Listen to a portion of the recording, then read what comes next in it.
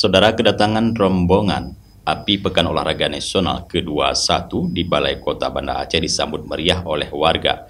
Penyambutan rombongan pembawa api PON juga diselingi dengan persembahan rapai geleng.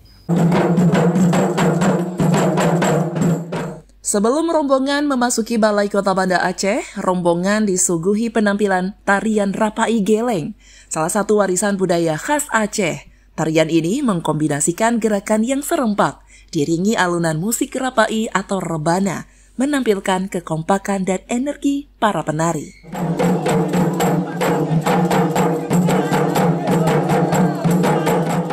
Tarian rapai geleng tidak hanya memperindah suasana penyambutan, tetapi juga menjadi simbol semangat dan kebersamaan masyarakat Banda Aceh dalam menyambut perhelatan PON ke-21.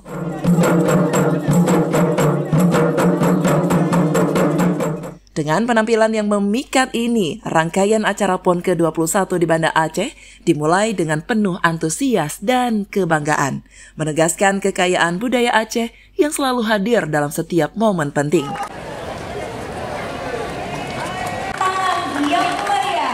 Dari Banda Aceh, Tim Liputan Aceh TV melaporkan.